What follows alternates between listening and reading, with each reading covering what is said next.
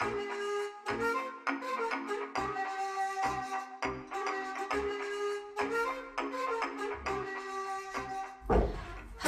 and welcome to the first episode of Aperol in the Atelier.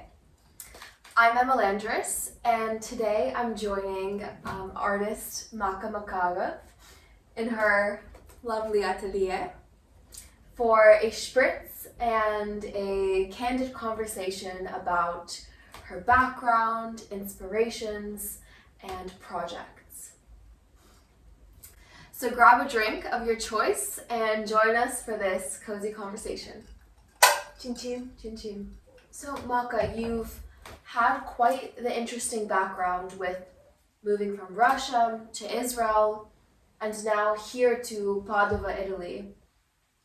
What's brought you here? Well, lots of people asking me that question, and the answer is art. Because I was always very, very fascinated about the Italian art, and I just wanted to be more close to the masterpieces and the artists that I love. And you know, Italy is a great place. I mean, the weather, the people, the spritz is really good. It's really great, Padua spritz especially. Right. But do you feel that this rich artistic heritage of Italy that you just mentioned, has that had any effect on your personal works? Well, maybe not directly, but it sure affected my works. When I just came to Italy, well, I was just traveling to understand where I want to be and where I want to live. I was in Florence and I visited the Uffizi Gallery, which is amazing. The most amazing gallery in the world. Right.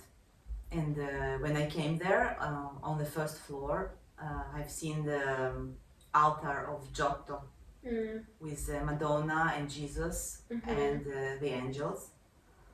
And when I just stood there looking at this Madonna, I started to look at her face, and her face was just amazing because it just transmitted to me all the faces in the world, like all the faces and all the emotions, like strength and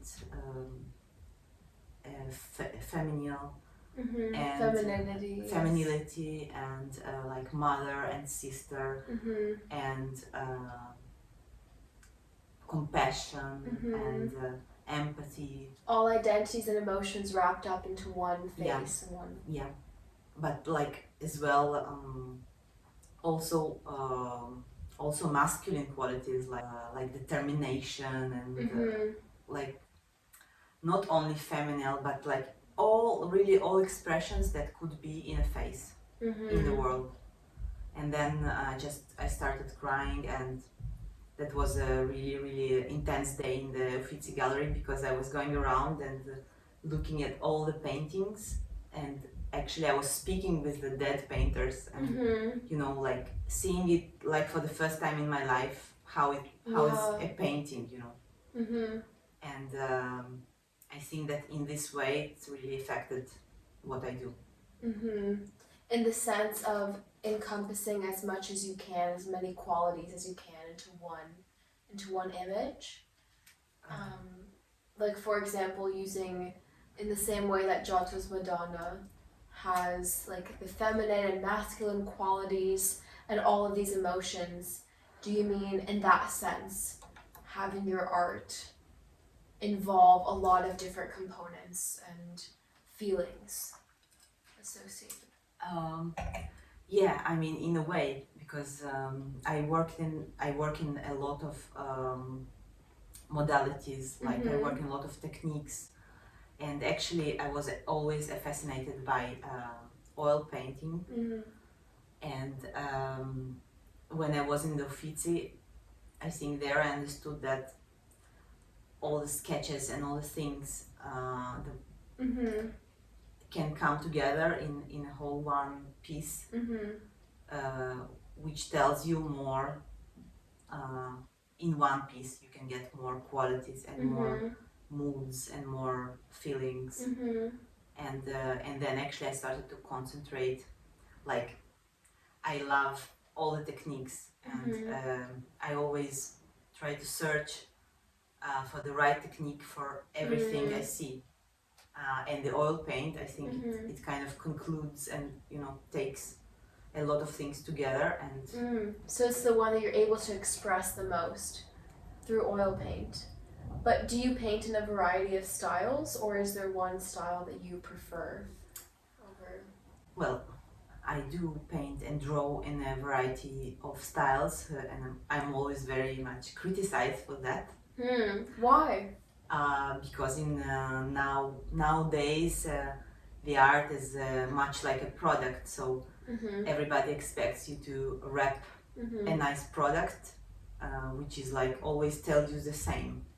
Like, if I sell water, whatever, so I make an image, I make a logo, and the publicity I make is always the same, because then you can remember it.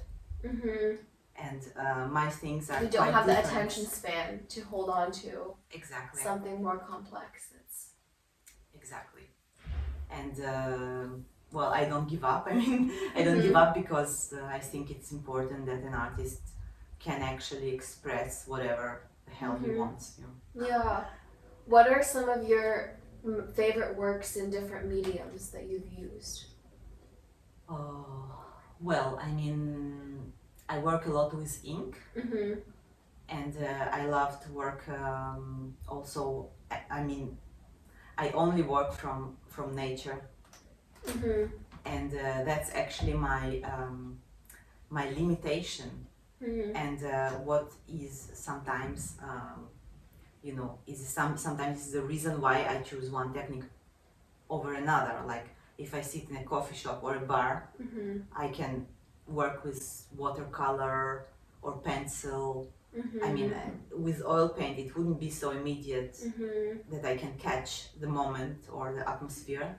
And I love drawing the portraits of people sitting in coffee bars and stuff like that. And I mean, so drawing from reality as much as possible. Yes, exactly. And I think I really believe in it, because I think that when you draw from reality, you have all the process, and this is what is important actually for me. I mean, the result is of course important because I'm a painter, so it's important for me. Yeah, I can really suffer to get the right result, but the process, when you draw from reality, even if it's still life, I mean, your mood changing every day while you go on it, and that's exactly the thing that gives the depth, and you have more depth and more like, I don't know, strati, layers, more layers of the reality inside your work. Like, if I draw you, for example, and I make your portrait, and you come here, I don't know, 5, 10, 20 times, I mean, it takes time, but every day is a new day. Every day you are a new you, and I'm a new me, so I try to capture everything and put it together into one. Do you feel like there's a particular painting that you've done that expresses that layer of multi-level, multifaceted expression in a person? Well, yeah, I think that actually it's one of my latest paintings, and it's of a girl I knew in a train. While I was making her portrait, like drawing, I draw a lot in the trains and everywhere. And drawing from reality and from nature, as you mentioned. Exactly. And I was, it took strength for me, but I asked for her phone number because she looked so special, and she came to pose for me a lot of times, and it was really long job, and in the end, I think I got it, and I'm very proud of it. And lastly, to conclude our conversation, what advice would you leave, a young aspiring artist that's wanting to get started? Well, my advice would be stay concentrated on what you have between you and the art, and not what is around you. I feel complete with what I do, whether it sells or not sells, or works or not works. You feel nourished and fulfilled, and that this is what's bringing you joy and feeling of purpose and direction. Exactly, and I mean, don't forget, it's not always joy. I mean, sometimes it's really hard, but whatever it is, I mean, the important is that it's between you and the artwork, and not somewhere there, Yeah. That's my best advice, I think. Yes. Well, thank you for sharing this and for offering all of your insights with us today and allowing us to really get to know you a little bit more and the kind of works and inspirations and your background. Thank you, Emma. So, thank you. Double chin chin. Another chin chin. One more spritz and we're gonna dance. Exactly. We hope you have a lovely evening, and thank you very much for watching and for joining us for this Aperol in the Atelier.